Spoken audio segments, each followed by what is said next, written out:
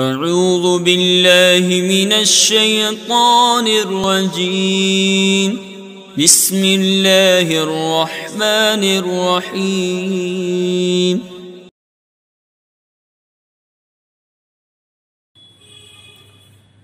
بچوں یاد رکھو، یہ کتاب مناظر رشیدیہ ہے۔ میں ابو سفیان استاد دارالعلوم غدیر نواز بول رہا ہوں۔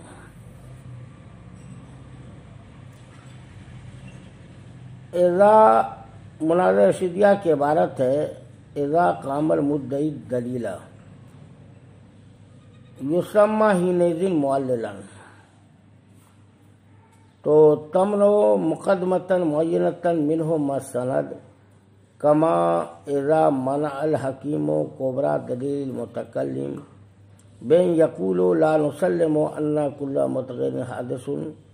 مستندا بانہ لما لا یجوز ان یکون بعض المتغیر قدیما او مجردا عنہ عاریا عن السند، فیجاب بابطال السند اذا منع ما السند۔ بعد اثبات التساوی، بعد بیان کون السند مساویا لعدم المقدمة الممنوعة بأن يكون كلما صدق السند صدق عدم المقدمة الممنوعة وبالعكس، لیفید ابطالہ بطلان المنع کأن یثبت المتکلم کون قولہ یجوز ان یکون بعض المتغیر قدیما مساویا لعدم کون کل متغیر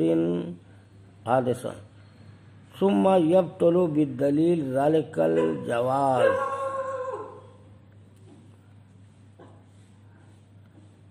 او یجاب باثبات المقدمة الممنوعة عام من ان لم يكن المانع مستندا بشيء او يكون مستندا بالسند المساوي او غيره مع التعرض بما تمسك به ان كان متمسكا بشيء، والتعرض مستحسن وليس واجب اذ يتم المناقشة باثبات المقدمة بدون التعرض ايضا۔ تو یہ مناظر رشیدیہ کی عبارت ہے جس کا ترجمہ یہ ہے، پھر اس کی تفسیر ہوگی کہ جب مدعی اذا قام المدعی دلیل، جب مدعی دلیل کو قائم کر دے تو یسمى حینئذ معللا، اس وقت اس کا نام معلل رکھ دیا جاتا ہے، تو اس کے مقدمے ممنوعہ پر منع وارد کیا جائے گا ما سند کے ساتھ، جیسے کہ حکیم متکلم کے دلیل کے کبریٰ پر منع وارد کرے، بین یقول بین طور کے کہے لا نسلم، ہم تسلیم نہیں کرتے کہ ہر متغیر حادث ہے، مستنداً سند پیش کرتے ہوئے بأنہ لما لا یجوز، کیوں نہیں جائز ہے کہ بعض متغیر قدیم ہو، او مجرداً ہو یا منع وارد کرے سند سے آری خالی کر کے، فیجاب تو جواب دیا جائے گا سند کو باطل کر کے جب سند کے ساتھ منع وارد کیا ہوتا۔ بعد اثبات تساوی، تساوی کو ثابت کرنے کے بعد، یعنی بعد اس کے کہ سند جو ہو مقدمہ ممنوعہ کے عدم کے مساوی ہونے کو ثابت کرنے کے بعد، بین طور کے جب یوں کہے گا بیان یکونا، بین طور تساوی اس طرح بیان کرے گا کہ کلما صدق سند، جب سند صادق ہوگا تو صدق عدم المقدمة الممنوعة، تو مقدمہ ممنوعہ کا عدم صادق ہوگا، اور بالعکس الٹا بھی کہ جب مقدمہ ممنوعہ کا عدم صادق ہوگا تو سند صادق ہوگا، لیبطل ابطالہ بطلان منع، تاکہ اس کا بطلان منع کے بطلان کا فائدہ دے۔ کائن یثبت المتکلم، جیسے کہ متکلم ثابت کرے گا معنی کے قول یجوز ان یکون المتغیر قدیما مساویا لعدم کون کل متغیر حاصل، یعنی جائز ہے کہ بعض متغیر قدیم ہو، مساوی ہو ہر متغیر حادث ہونے کے عدم کو، پھر باطل کرے گا دلیل سے اس جواز کو۔ او یجاب، یا جواب دیا جائے گا مقدمہ ممنوع کی اس بات کے ساتھ، عام ہے اس بات سے کہ اگر معنی کسی شے سے سند پیش کسی شے کے ذریعے سے سند لایا ہو، یا سند مساوی سے سند لایا ہو یا سند غیر مساوی سے سند لایا ہو، مع التعرض بما تشک بہ، چھیڑ چھاڑ کرتے ہوئے ان چیزوں کو جس کے ذریعے سے خصم نے دلیل پکڑی ہے، اگر دلیل پکڑی ہو کسی شے سے۔ والتعرض مستحسن، چھیڑ چھاڑ تعرض کا مستحسن ہے، ولیس بواجب، واجب نہیں ہے، کیونکہ مناقشہ تام ہو جاتا ہے مقدمہ کو ثابت کرنے سے بغیر چھیڑ چھاڑ کیے ہوئے اس کی دلیلوں کو نیز، وہو المقصود، اور مقدمہ کو ثابت کرنا یہی کیا ہے، مقصود ہے۔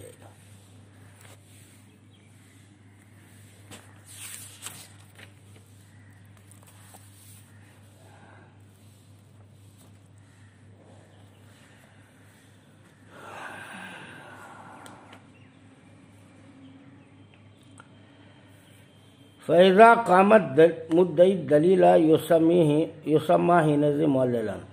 تو جب مدعی دعویٰ پر دلیل قائم کرے تو اب اسے معلل کہا جائے گا۔ ما قبل یہ بتایا ہے کہ دعویٰ کے بعد تصحیح، نقل، تمجید دلیل مدعی کے ذمہ ہے۔ اب یہاں سے ماتن یہ بتا رہے ہیں کہ سائل کے ذمہ کون کون سی چیزیں کہ جب معلل نے اپنے دعویٰ پر دلیل قائم کر لی تو اب موقع محل کے مناسبت سے سائل معلل کے کسی معین مقدمے پر منع ما سند یا منع بلا سند یا نقض اور معارضہ وارد کر سکتا ہے۔ سائل اور معنی منع ما سند وارد کرے، اس کی مثال جیسے کسی حکیم فلسفی نے متکلم کے اس کبرا پر کلو متغیر حادث المنع اس طرح وارد کیا کہ میں نہیں مانتا کہ ہر متغیر حادث ہے، اور سند یہ پیش کرے لما لا یجوز ذالک یکون بعض المتغیر قدیما قال فیجاب، تو یہاں سے ماتن نے یہ بتاتے ہیں کہ جب سائل منع ما سند وارد کرے گا تو مدعی کے پاس اس کے جواب دینے کے دو طریقے ہیں۔ پہلا طریقہ یہ ہے کہ اثبات تساوی کے بعد ابطال سند، اور دوسرا طریقہ مقدمہ ممنوع کا اثبات۔ تو پہلے طریقے کے جواب کی تفصیل یہ ہے کہ جب معنی منع ما سند وارد کرے گا تو معلل بیان سند کے بعد سند اور مقدمہ ممنوع کی نقیض کے درمیان تساوی ثابت کرے گا، کیونکہ منع تو مقدمہ ممنوع ہی کی نقیض ہے، اور سند اور نقیض میں تساوی کا مطلب یہ ہے اگر سند سچی ہوئی تو مقدمہ ممنوع کی نقیض بھی سچی ہے، اور جب مقدمہ ممنوع کی نقیض سچی ہوئی تو سند بھی سچی ہوگی، کیونکہ متساویین کا حکم ایک ہی ہوتا ہے۔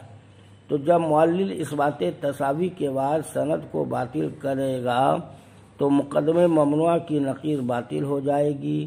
کیونکہ متساویین کا حکم ایک ہی ہوتا ہے۔ تو جب منع باطل ہوگی تو معلل کا مدعا جو مقدمہ ممنوع ہے وہ ثابت ہو جائے گا۔ مثلا معنی کی سند ہے بعض متغیر قدیم،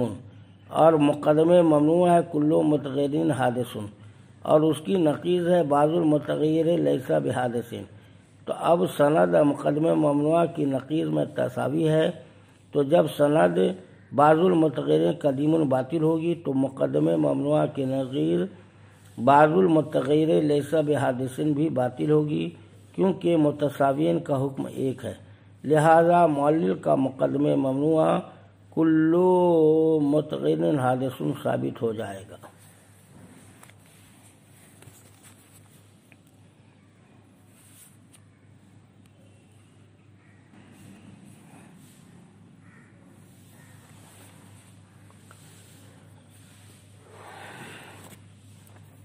بچوں، یہ کتاب مناظر رشیدیہ ہے۔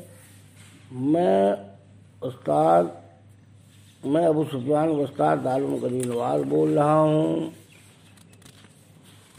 اور مناظر رشیدیہ کی عبارت ہے او یجابو باثبات المقدمۃ المبنوۃ عام من لم یکن المانع مستندا بشیء او یکون مستندا بسند المساوی او غیرہ مع التعرض بما تمسک به ان کان متمسکا بشیء والتعرض مستحسن لیس بواجب اذ یتم المناقشۃ باثبات المقدمۃ بدون التعرض ایضا وهو المقصود۔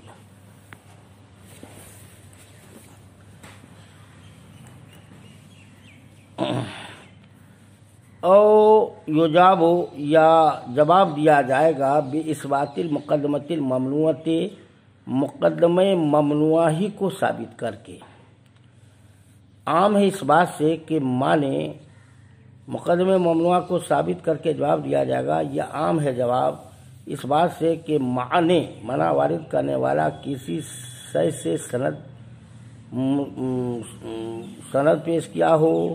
یا سند مساوی سے مستند ہو، یا سند غیر مساوی سے، مع التعرض بما تمسک به، ساتھ ساتھ سے کیے ہوئے ان چیزوں کو جس کے ذریعے سے خصم نے دلیل پکڑا ہے، ان کانا متمسکا بشیء، اگر کسی شے سے متمسک ہے، دلیل پکڑنے والا ہے، والتعرض مستحسن، اور تعرض جو ہے مستحسن ہے، لیس بواجب، واجب نہیں ہے، کیونکہ عدم وجود نہیں منافی استحسان کا اگرچہ مستلزم نہ ہو، اس لیے کہ مناقشہ تام ہو جاتا ہے مقدمہ ہی کو ثابت کر کے بغیر تعرض کے نیز، اور مقدمہ کو ثابت کرنا ہی یہی مقصود ہے۔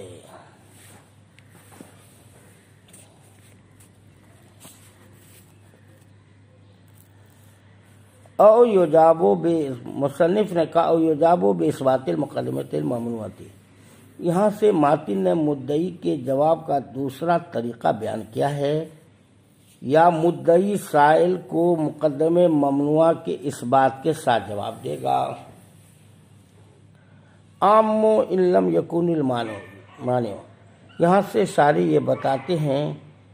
کہ یا تو معلل صرف مقدمہ ممنوعہ کو ثابت کرے گا، خواہ منع کے ساتھ سند ہو یا نہ ہو، یا منع کے ساتھ سند تو ہوگی لیکن وہ عام ہے، خواہ مقدمہ ممنوعہ کی نقیض کے مساوی ہو یا نہ ہو۔ قال ما تعرض بما تمسک به، تو ماتن نے ما قبل یہ بتایا تھا کہ معلل صرف مقدمہ ممنوعہ کو ثابت کرے، خواہ سند کو باطل کرے یا نہ کرے۔ اب ماتن نے یہاں سے یہ بتایا کہ اگر معلل مقدمہ ممنوعہ کے اس بات کے بعد معنی کی سند کو بھی باطل کرنا شروع کرے تو یہ مستحسن ہے، واجب نہیں، کیونکہ اصل مقصود تو مقدمہ ممنوعہ کا اس بات تھا جو حاصل ہو گیا، اور ابطال سند مستحسن اس لیے ہے تاکہ معنی کی منع کا کوئی نشان تک بھی باقی نہ رہے۔ اسی کو مصنف نے کہا ہے، اسی مطلب کو کہ او یجابو باثبات المقدمۃ الممنوعۃ عام من ان لم یکن المانع مستندا بشیء او یکون مستندا بسند المساوی او غیرہ، یا جواب دیا جائے گا مقدمہ ممنوعہ کو اس بات کے ساتھ عام ہے اس بات سے کہ اگر ماں نے اپنے دعویٰ کو کسی شے سے سند کے ساتھ پیش کرے یا سند مساوی کے ساتھ نہ پیش کیا ہو یا سند مساوی کے ساتھ پیش کیا ہو یا غیر سند مساوی کے ساتھ مع التعرض بما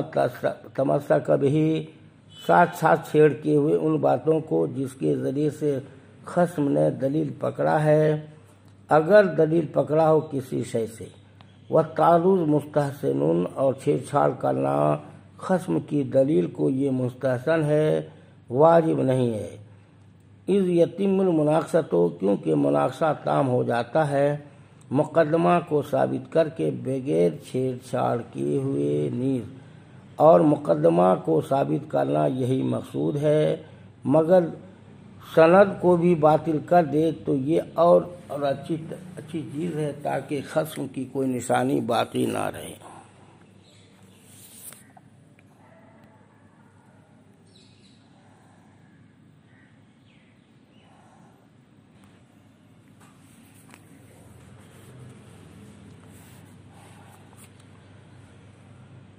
بچوں یاد رکھو یہ کتاب مناظر رشیدیہ ہے،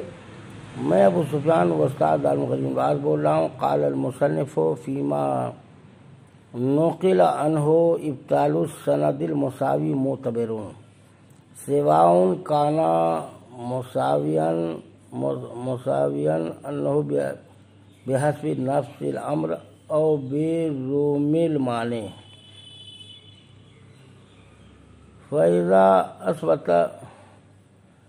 اثبات المقدمة الممنوعة تحقیقا او تقدیرا تم کلام ہو،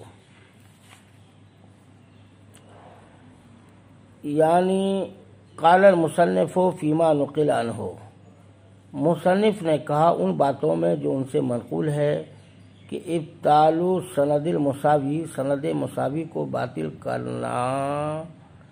معتبر ہے، سواء کانا مساوات ہو، آمرزی کہ اس کا مساوی ہونا نفس الامر کے اعتبار سے ہو، او بے روم المعنی، یا معنی کے روم کے اعتبار سے ہو، لافادتہ ہی، تاکہ اس کا فائدہ دے مقدمے ممنوعہ کو ثابت کرنے کا، تحقیقاً پہلی صورت میں نفس الامر کے اعتبار سے، تقدیراً دوسری صورت میں معنی کے نزدیک، تم کلام ہو، مصنف علیہ رحمہ کا کلام تام ہو گیا۔ فعلی ھذا اما ان یقید قولہ بعد اثبات التشابہ بما اذا لم یعتقد المعنی ذلک لو یراد بہ کونہ مثبتا فی ذہن السامع مع المعنی، اما باثبات المدعا او باعتبار الظن ہی، اما باثبات مدعا او باعتبار الظن ہی۔ اس بنیاد پر یا تو مقید کیا جائے مصنف کے قول بعد اثبات تساوی کو، یعنی تساوی کو ثابت کرنے کے ساتھ ان چیزوں سے جب معنی اعتقاد نہ رکھے اس کا، اگر اس سے مراد لیا ہے اس کا سامع معنی کے ذہن میں مثبت ہونا، یا تو مدعی کے اثبات سے، اور اثبات مدعی او باعتبار ظن ہی، یا سامع معنی کے ظن کے اعتبار سے۔ بچوں یاد رکھو قال المصنف فیما نقل عنہ، ماتن کا یہ تنبیہ ایک اعتراض کا جواب ہے کہ آپ کا یہ کہنا کہ معلل یا تو ابطال سند بعد اثبات تساوی کے ساتھ جواب دے گا، یہ درست نہیں، یہ ایک اعتراض کا جواب کہتی ہیں درست نہیں، کیونکہ معلل کا کام تو صرف مقدمہ ممنوعہ کا اثبات تھا، اور تم نے سند کو مقدمہ ممنوعہ کی نقیض کے مساوی قرار دے کر اسے باطل کیا ہے، تو اس طرح یہ ابطال کافی نہیں، کیونکہ ہو سکتا ہے کہ یہ تساوی عند المعنی معتبر نہ ہو۔ جواب، تو ماتن نے منہیا میں اسی کا جواب دیا ہے کہ یہ مساوات عند السائل معتبر ہے، خواہ یہ مساوات نفس الامر میں ہو یا معنی کے گمان کے مطابق ہو۔ اگر یہ مساوات نفس الامر میں ہو تو اس سے مقدمہ ممنوع تحقیقاً ثابت ہوگا، اگر مساوات معنی کے زوم کے مطابق ہو تو اب یہ مقدمہ ممنوع تقدیراً ثابت ہوگا۔ فعلی ھذا، یہ ایک اعتراض کا جواب ہے۔ اعتراض یہ ہے کہ ماتن کے متن اور منہیا میں تعارض ہے، کیونکہ متن میں ماتن نے کہا ہے کہ مدعی مقدمہ ممنوع کی نقیض اور معنی کی سند میں مساوات ثابت کرے، ثابت کرنے کے بعد منع کو باطل کرے، اور منہیا میں ہے کہ ماتن نے کہا ہے مساوات عام ہے، خواہ نفس الامر میں ہو یا معنی کے گمان کے مطابق ہو۔ تو جب زوم معنی میں مساوات ثابت ہے تو مساوات معنی کو مسلم ہے، تو پھر بعد اس بات تساوی کہنے سے تعارض لازم آیا۔ تو شارح نے فعلی ھذا سے اس کے دو جواب دیے۔ جواب سے پہلے ایک تمہید ہے کہ مصدر مبنی للفاعل بھی ہوتا ہے اور مصدر مبنی للمفعول ہوتا ہے۔ اب تمہید کے بعد پہلا جواب یہ ہے کہ اس بات مصدر مبنی للفاعل ہے، اس بات یہ مصدر مبنی للفاعل ہے اور اس بات مثبت کے معنی میں ہوگا۔ تو اب بعد اس بات کا مطلب یہ ہوا کہ معنی کو مساوات کا زوم ہوگا، لیکن اسے مساوات کا یقین نہیں ہے، اس لیے معلل مثبت مساوات ہوگا، اور مقدمہ ممنوع کی نقیض اور سند کے مساوات کے بعد بطلان سند سے منع باطل کرے گا، لہذا متن اور منہیا میں کوئی تعارض نہیں۔ دوسرا جواب یہ ہے کہ مصدر مبنی المفعول ہے، تو معنی یہ ہوگا معلل معنی کے ذہن میں مقدمہ ممنوع کی نقیض اور سند میں ثابت شدہ مساوات کے بعد بطلان سند سے منع کو باطل کرے گا، خواہ مساوات کا ثبوت اس بات مدعا سے ہو یا زوم معنی سے ہو۔ لہذا اب بھی متن اور منہیا میں کوئی تعارض نہیں۔ اسی کو مصنف نے اپنی اس عبارت میں کہا ہے فعلی ھذا قال المصنف فيما نقل عنه ابطال السند المساوی معتبر سواء كان مساواته بحسب نفس الامر او بزوم المعنی لافادته اثبات المقدمة الممنوعة تحقیقا او تقدیرا تم کلامه، فعلى هذا اما يقيد قوله بعد اثبات التساوی بما لم يعتقد المعنى ذلك لو يراد به كونه مثبتا في ذهن السامع المعنی اما باثبات المدعا او باعتبار ظن ہی، اسی کو مصنف نے پیش کیا۔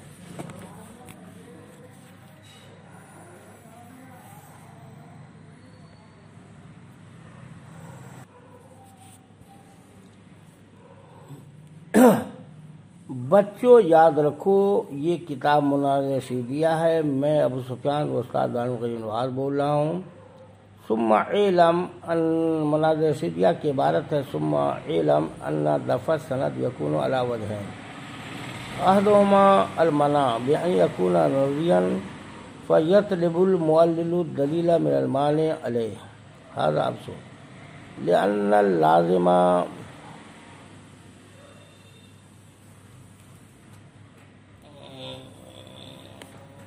اللازم إثبات المقدمة الممنوعة وإثبات السند لا ينفع بل يضره ولهذا أخص قدس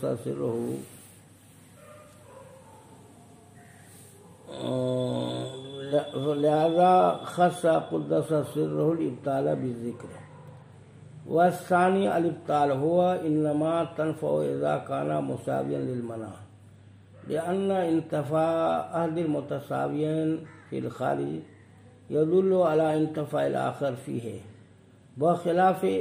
ما إذا أخص فإنه لا ينفع فإن انتفاع الأخص لا يستلزم انتفاع العام أما السند العام فهو بالحقيقة ليس بسند فلذلك قيد المصنف الإبطال بقول بعد اثبات التساوی۔ بچوں یاد رکھو، جان لو تم کہ سند کا دفع کرنا دو طریقے سے ہوتا ہے۔ ان میں سے ایک یہ ہے کہ منع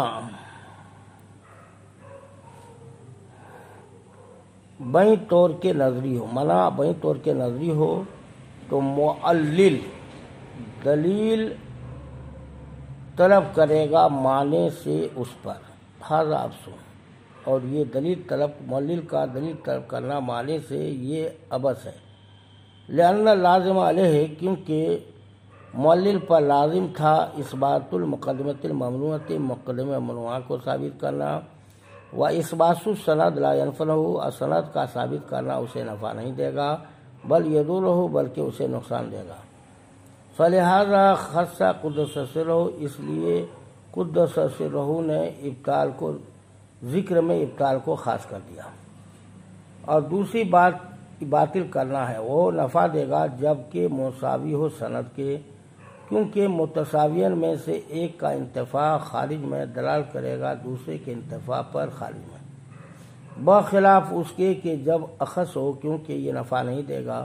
کیونکہ اخص کا انتفاع عام کے انتفاع کو مستلزم نہیں ہوتا۔ لیکن سند عام تو حقیقت میں مسند نہیں ہے،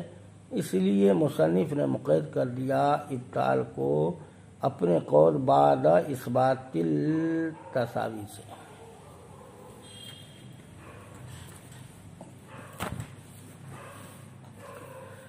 وَعَلَمْ أَنَّ دَفْعَ السَّنَد، یہ ایک اعتراض کا جواب ہے۔ اعتراض یہ ہے کہ جب معنی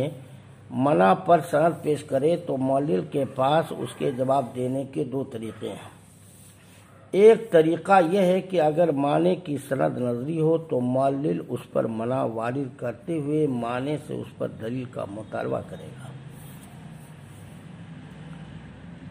معنی کی سند نظری ہو تو معلل اس پر منع وارد کرتے ہوئے معنی سے اس پر دلیل کا مطالبہ کرے گا۔ اور جواب کا دوسرا طریقہ جسے ماتن نے متن میں بیان کیا ہے کہ معلل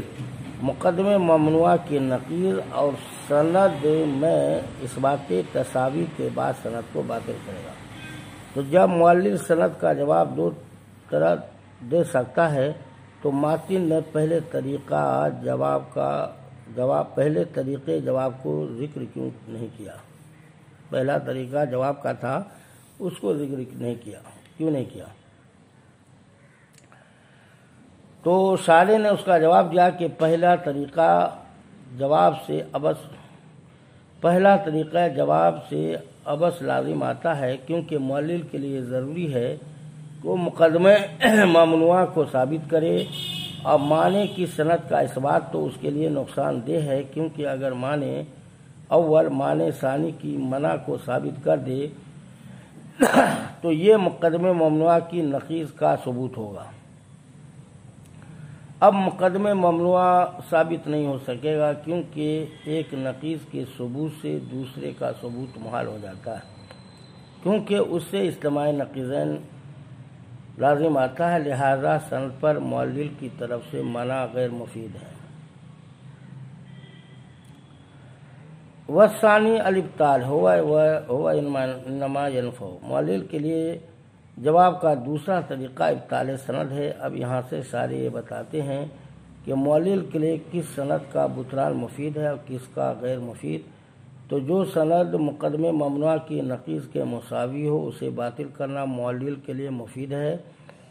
کیونکہ جب سند باطل تو اس کا مساوی مقدمے ممنوع کی نقیض بھی باطل، کیونکہ متساویین کا حکم ایک ہوتا ہے۔ تو مقدمے ممنوع کا ثابت اور معلل کا مقصد بھی مقدمے ممنوع کا اثبات ہوتا ہے، بخلاف ما اذا کان اخص۔ یہاں سے سارے یہ بتاتے ہیں کہ جو سند مقدمے ممنوع کی نقیض سے اخص ہو اسے باطل کرنا معلل کے لیے مفید نہیں، کیونکہ اخص کی نفی عام کی نفی کو مستلزم نہیں ہوتا، لہذا سند اخص کے بطلان سے مقدمہ ممنوع ثابت نہیں ہوگا۔ اما سند العام، یہ ایک اعتراض کا جواب ہے۔ اعتراض یہ ہے کہ مقدمہ ممنوع دو طرح ثابت ہوتا ہے، ایک سند مساوی کے بطلان سے اور دوسرا سند عام کے بطلان سے، کیونکہ عام کی نقیض خاص کی نفی کو مستلزم ہوتا ہے، لہذا جب سند عام باطل ہو جائے گی تو مقدمہ ممنوع کی نقیض جو اس سے اخص ہے یہ بھی باطل ہو جائے گی اور اس سے مقدمہ ممنوع ثابت ہو جائے گا۔ تو ماتن نے بعد اس باتی تساوی سے اسی کا کیا دیا؟ جواب دیا۔ تو شارح نے اس کا جواب دیا کہ سند عام در حقیقت سندی نہیں، کیونکہ معنی کے لیے مفید نہیں، کیونکہ عام کی نفی سے خاص کی نفی تو ہو جاتی ہے، لیکن ضروری نہیں کہ عام کے پائے جانے سے خاص بھی پایا جائے، لہذا سند عام کے پائے جانے سے ضروری نہیں ہے کہ مقدمہ ممنوع کی نقیض بھی پائی جائے، اور جب مقدمہ ممنوع کی نقیض نہیں پائی جائے گی تو مقدمہ ممنوع ثابت ہو جائے گا، تو معنی کو سند کا کوئی فائدہ نہیں۔ جب مقدمہ ممنوع کی نقیض نہیں پائی جائے گی تو مقدمہ ممنوع ثابت ہو جائے گا، تو معنی کو سند کا کوئی فائدہ نہیں، لہذا ماتی نے بعد تساوی اس بات تساوی کہا۔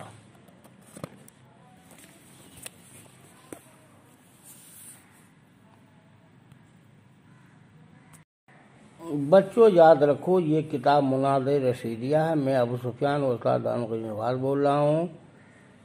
وہ مناظر رشیدیہ کی عبارت ہے وَيَنْقَضُ الدَّلِيلَ إِذَا كَانَ قَابِلًا لِلنَّقْضِ بِأَحَدِ الْوَجْهَيْنِ الْمَذْكُورَيْنِ مِنَ التَّخَلُّفِ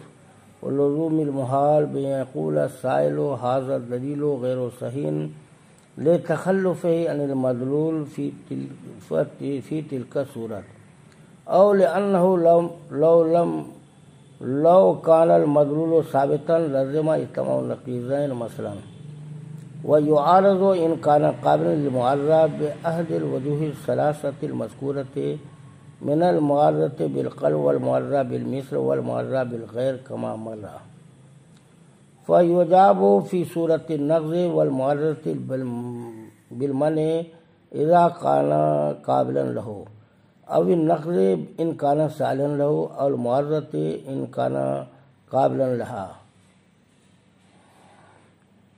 لأن المعلل الأول بعد النقض والمعارضة يصير سائلا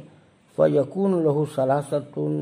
ثلاثة مناسب كما كانت السائل الأول۔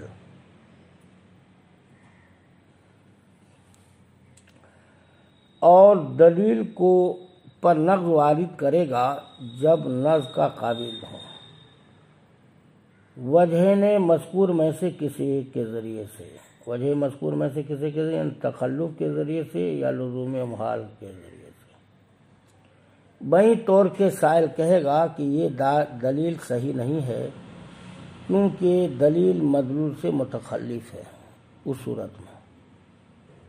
یا یہ کہے گا کہ لأنه لو كان المدلول ثابتا، اس لیے کہ اگر مدلول ثابت ہو جائے تو اجتماع نقیضین لازم آئے گا، مثلا ویعارض، اور معارضہ پیش کرے گا اگر معارضہ کا قابل ہے تین ذکر کیے ہوئے وجہوں میں سے ایک کے ذریعے سے، یعنی معارضہ بالقلب ہے، معارضہ بالمثل ہے اور معارضہ بالغیر ہے، کما مر، اس کی تفصیل گزر گئی۔ فیجاب فی صورت النقض والمعارضۃ، تو نقض اور معارضہ کی صورت میں جواب دیا جائے گا منع وارد کر کے جب منع کا قابل ہو، اذا کان قابلا لہ۔ اب ان نقض کے ذریعے سے اگر نقض کا صالح ہو، معارضہ کے ذریعے سے اگر معارضہ کا قابل ہے، کیونکہ معلل اول نقض کے بعد اور معارضہ کے بعد اب سائل ہو گیا تو اس کے لیے تینوں منصبیں ہیں جیسا کہ سائل اول کے لیے، اور تینوں سوالیں وارد ہوں گے ان میں سے ہر ایک پر۔ فَكَلْمَةُ او لمن الخلو، تو کلمہ او جو اس میں آ رہا ہے یہ معنی خلو کے لیے ہے، نہ کہ معنی جمع کے لیے۔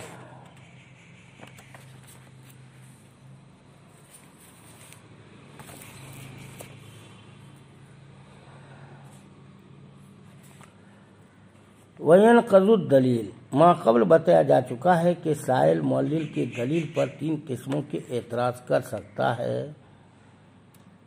منع، نقض اور معارضہ۔ تو ما قبل منع سند منع، اور پھر معلل کی طرف سے اس کے جوابات کے بارے میں بتایا جا چکا۔ اب دوسرا اعتراض نقض کے بارے میں بتایا جا رہا ہے کہ اگر دلیل نقض کے قابل ہو تو سائل دلیل پر نقض وارد کرے گا، اور نقض کیسے کرے گا کہ یہ کہے گا کہ تمہاری دلیل صحیح نہیں ہے۔ نقض کے دو طریقے ہیں، ایک یہ کہ تخلف مدعا اور دوسرا لزوم محال۔ تخلف مدعا کا مطلب یہ ہے کہ سائل معلل کو یہ کہے گا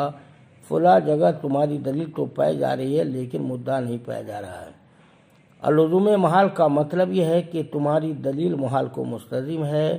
کہ اس سے اجتماع ضدین یا اتفاع ضدین لازم آتا ہے۔ ایک اعتراض ہوتا ہے شارح نے یہ کیوں کہا کہ اذا کان قابل للنقض؟ جواب یہ ہے اس لیے کہا گیا کہ اگر سائل کو معلوم ہو کہ معلل کی دلیل فلاں جگہ پائی جا رہی ہے لیکن مدعا متخلف ہے، یا یہ معلوم ہے کہ دلیل محال کو مستلزم ہے، پھر سائل معلل کی دلیل پر نقض وارد کر سکتا ہے، اور سائل کو ان دونوں باتوں میں سے کسی ایک کا علم نہیں ہے تو اب سائل معلل کی دلیل پر نقض وارد نہیں کرے گا۔ وَيُعَرِّضُ، اگر معلل کی دلیل معارضہ کے قابل ہے تو سائل اس پر معارضہ کی تینوں طریقوں، معارضہ بالقلب، معارضہ بالمثل، معارضہ بالغیر میں سے کسی ایک طریقے سے معارضہ کر سکتا ہے۔ دلیل کے معارضہ قابل ہونے کا مطلب یہ ہے کہ سائل کے پاس مدعی کے مدعا کے خلاف پر کوئی دلیل ہو۔ فَيُجَابُ، ما قبل یہ بتایا گیا کہ جب معنی منع وارد کرے یا سند منع پیش کرے تو معلل کس طرح اسے جواب دے گا، تو اب ماتن یہ بتاتے ہیں کہ اگر ناقض معلل کی دلیل پر نقض کرے یا معارض معارضہ کرے تو معلل انہیں کس طرح جواب دے گا، تو وہ نقض معارضہ، منع، نقض اور معارضہ میں جس کے ساتھ جواب دینے کے قابل ہوں گے ان دونوں کا ان تینوں میں سے کسی ایک کے ساتھ جواب دیا جائے گا۔ مصنف نے کہا فی صورت النقض والمعارضہ، یہاں سے شارح نے بتایا کہ منع اور سند منع کے جوابات کے بارے میں ما قبل بتایا جا چکا ہے، اور یہاں صرف نقض اور معارضہ کے جوابات کے بارے میں بتایا جا رہا ہے۔ لأن المعلل اول، یہ ایک اعتراض کا جواب ہے، یہ ہے کہ تینوں اعتراض کرنا تو سائل کا کام ہے، معلل اول تو سائل نہیں، لہذا یہ تینوں اعتراض کس طرح کرے گا؟ تو شارح نے اس کا جواب دیا کہ سائل نقض اور معارضہ کرنے کے بعد مدعی یا معلل ثانی بن جاتا ہے، اور معلل اول سائل بن جاتا ہے، لہذا معلل اول یہ اعتراض سائل کی حیثیت سے کر رہا ہے، نہ کہ معلل کی حیثیت سے۔ اب بحیثیت سائل معلل اول یہ تینوں اعتراض کر سکتا ہے۔ وقد یورد، ایک اعتراض کا جواب ہے۔ اعتراض یہ ہے کہ ماتن کے کلام سے یہ معلوم ہوتا ہے کہ معلل نقض اور معارضہ پر تینوں اعتراض سے کوئی اعتراض کر سکتا ہے، اور تینوں اعتراض اکٹھے نہیں کر سکتا ہے۔ تینوں اعتراضوں میں سے کوئی ایک اعتراض کر سکتا ہے، تینوں اعتراض اکٹھے نہیں کر سکتا ہے۔ چونکہ ماتن یہاں کلمہ اول آیا ہے تو اس کا مطلب یہ ہوا کہ معلل منع یا نقل یا معارضہ کر سکتا ہے۔ تو شارح نے اس کا جواب دیا کہ یہاں کلمہ او منع جمع کے لیے نہیں ہے بلکہ منع خلو کے لیے ہے۔ تو اب یہ مطلب یہ ہوا کہ نقل اور معارضہ تینوں اعتراض کی صلاحیت رکھتے ہیں، تو ان پر تینوں اعتراض اکٹھے ہو سکتے ہیں یا تینوں میں سے کوئی ایک بہر صورت ہوگا۔ خلاصہ یہ ہے کہ تینوں اعتراض یا تینوں میں سے کوئی ایک ضرور ہوگا۔ ایسا نہیں ہو سکتا ہے کہ نقل اور معارضہ پر تینوں اعتراض میں سے کوئی بھی نہ ہو۔ اب آپ کا اعتراض تب ہوتا یہاں کلمہ او منع جمع کے لیے ہوتا۔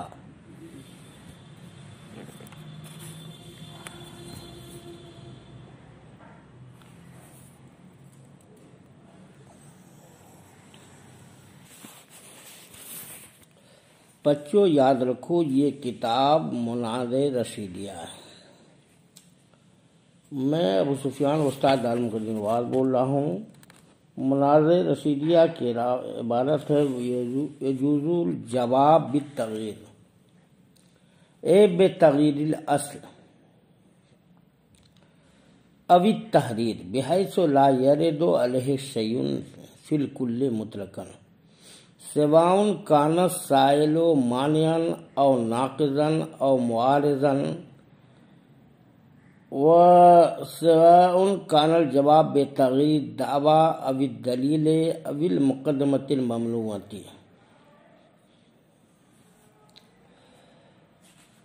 اور جواب جائز ہے بتغییر یعنی بے تغییر اصل کو بدل کر کے یا تحریر کو بدل کر، بحیث لا یرد علیہ شیء اس حیثیت سے کہ اس پر کچھ اعتراض وارد نہ ہو، فی الکل کل صورت میں۔ کل صورت کا مطلب یہ ہے آمدی کے سائل معنی ہو یا ناقض ہو یا معارض ہو، آمدی کے جواب دعویٰ کو بدل کر کے ہو یا دلیل کو بدل کر کے ہو یا مقدمہ ممنوعہ کو بدل کر کے ہو۔ وَأَمَّا التَّنبِیہ فَیَتَوَجَّہُ عَلَیہ ذَلِکَ، لیکن تنبیہ تو اس پر یہ تمام صورتیں یعنی تینوں سوال جو پہلے ذکر ہوا ہے اس پر متوجہ ہوگا۔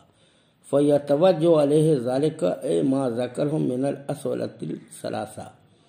لیکن تنبیہ پر متوجہ ہوگا وہ کا مطلب یعنی جس کو ذکر کیا ہے مصنف نے پہلے یعنی تینوں سوال۔ ولا یکثر نفعہ، اس توجہ کا نفع زیادہ نہیں ہے۔ کیوں نہیں ہے؟ اذ لم یقصد بہ، جبکہ اس تنبیہ کے ذکر سے قصد نہیں کہ اس لیے کہ اس تنبیہ کے ذکر سے نہیں قصد کیا جاتا ہے اس بات دعویٰ کا اس بات۔ کیوں؟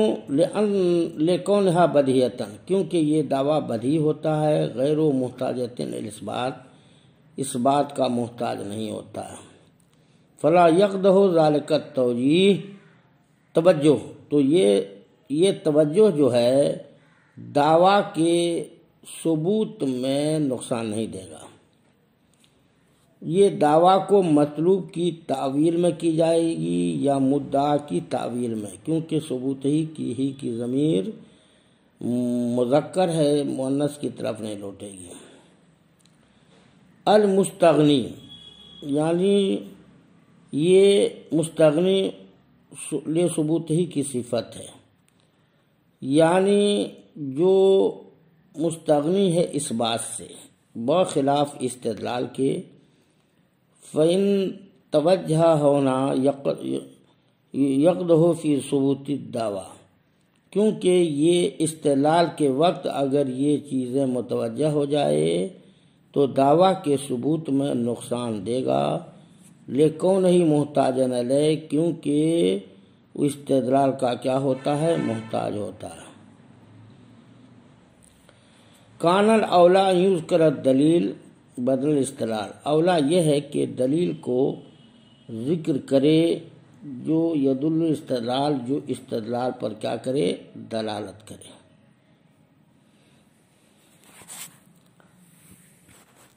بچوں یاد رکھو،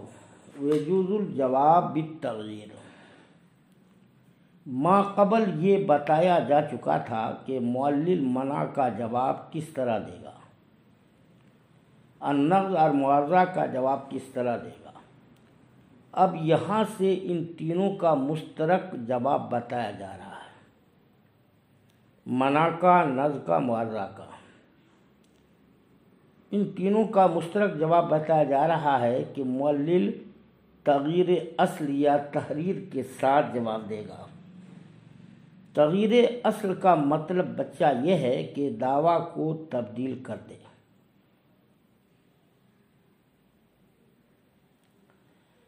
یعنی جیسے زید لا قائم سے زید لیس بے قائم کہے کہ میں دعویٰ زید لا قائم کا نہیں کیا ہوں بلکہ زید لیس بے قائم کا کیا ہوں۔ اور تحریر کا مطلب یہ ہے کہ دعویٰ کے ساتھ کسی قید کا اضافہ کر دے۔ یہ ہے تحریر کو بدلنے کا مطلب، کہ دعویٰ کے ساتھ کسی قید کا اضافہ کر دے۔ مصنف نے کہا فی الکل مطلقاً، فی الکل کا مطلب کیا ہے؟ فی الکل کا مطلب یہ ہے کہ سائل عام ہے، خواہ مانع ہو یا ناقض یا معارض، تو تمام صورتوں میں تغییر اور تحریر کے ساتھ جواب دیا جا سکتا ہے۔ مطلقاً جو مصنف نے کہا ہے اس کا مطلب یہ ہے کہ خواہ کسی صورت میں جواب دیا جائے، تبدیل دعویٰ کی صورت میں یا تبدیل دلیل کی صورت میں یا مقدمے ممنوعہ کی تبدیل کی صورت میں، بہر صورت تینوں اعتراضوں کا جواب درست ہوگا۔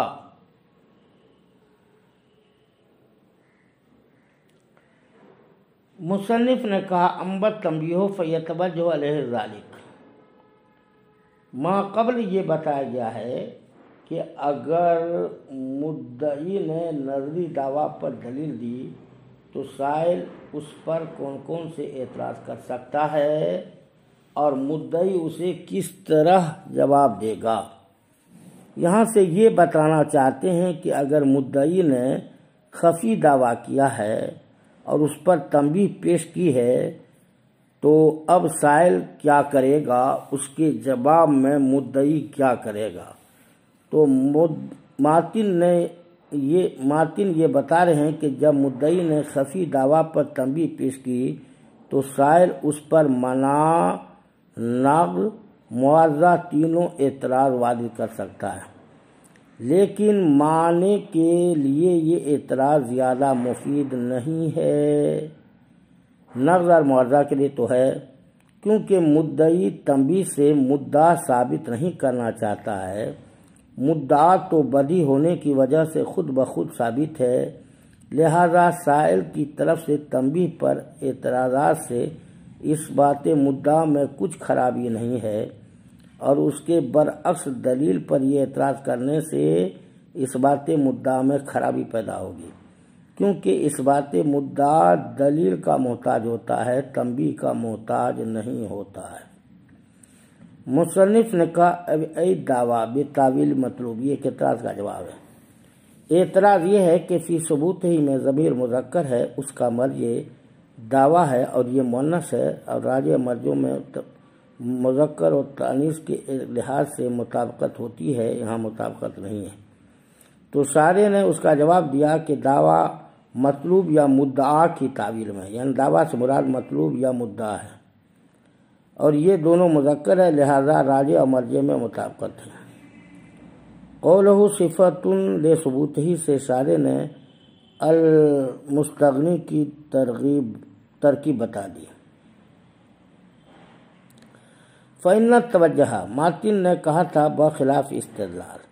تو سارے نے اس کی وضاحت کر دی کہ اگر سائل معلل کی دلیل پر اعتراض کرے گا تو اس میں حرج ہے، کیونکہ دعویٰ دلیل کا محتاج ہوتا ہے۔ کان الاولا سے شارح ماتن پر اعتراض کرتے ہیں کہ ماتن کا بخلاف استدلال کی جگہ بخلاف دلیل کہنا اولا ہے، کیونکہ ما قبل تنبیہ کا بدل ہے اور تنبیہ کا مقابل دلیل ہے، استدلال نہیں۔ نیز استدلال کا یہاں حقیقی معنی بھی مراد نہیں بلکہ مجازی معنی مراد ہے۔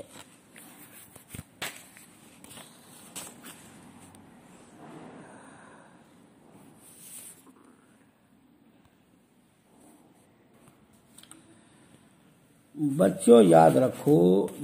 یہ کتاب مناظر رشیدیہ ہے۔ میں ابو سفیان استاد دارالعلوم نواز بول رہا ہوں۔ مناظر رشیدیہ کی عبارت ہے البحث الثانی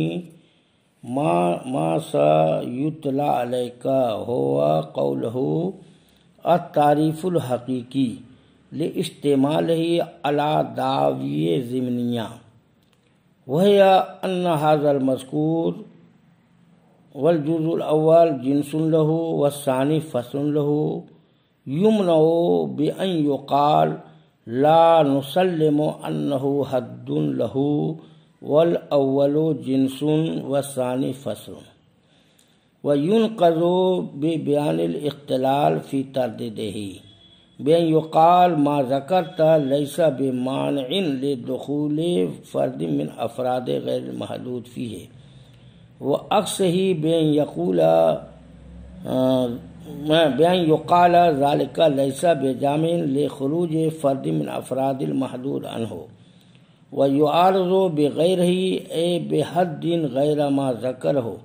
لیکن لا بد ان یکون ذلك الغیر مما یعترف به الحال اذ لا تعارض بین التصورات فإن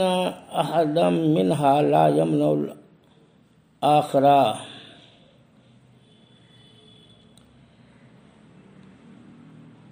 یعنی بحث ثانی وہ ہے جو عنقریب تم پر تلاوت کی جائے گی، وہ ہوا قولہ اور اس کا قول التعریف الحقیقی لاستعمالہ علی دعوی ضمنیہ، التعریف الحقیقی اس کے مشتمل ہونے کی وجہ سے دعوی ضمنی پر۔ دعوی ضمنی وہ کیا ہے کہ بے شک یہ مذکور اور والجزء الاول جنس لہ، جزء اول اس کے لیے جنس ہے، والثانی فصل لہ، ثانی فصل ہے، تو یمنع اس پر منع وارد کیا جائے گا، بیان یقال بہیں طور کے کہا جائے گا کہ ہم تسلیم نہیں کرتے کہ بے شک اس کے لیے حد ہے اور اول جنس ہے، ثانی فصل ہے۔ وینقض اس پر نقض وارد کیا جائے گا، اس کے طرد میں خلل بیان کر کے بہیں طور کے کہا جائے گا جس تعریف کو تم نے ذکر کیا وہ غیر محدود کے فردوں میں سے کسی فرد کے داخل ہونے سے روکنے والا نہیں ہے، وہ عکس ہی اس کے طرد میں خلل کو بیان کر کے نقض وارد کیا جائے گا، بہیں طور کے کہا جائے گا کہ یہ جامع نہیں ہے کیونکہ محدود کے فردوں میں سے کوئی فرد اس تعریف سے نکل رہا ہے، وہ یعارض بغیر ہی اور اس پر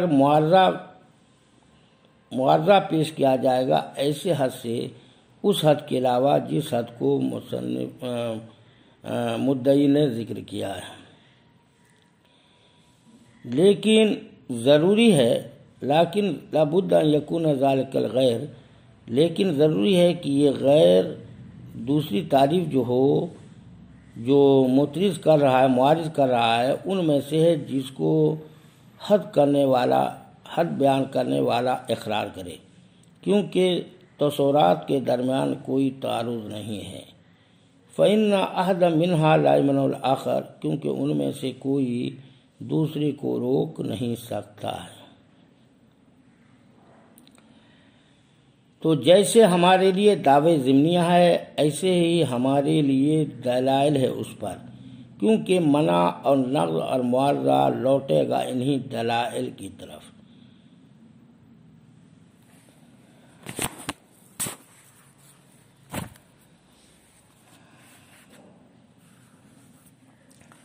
مصنف نے کہا البحث الثانی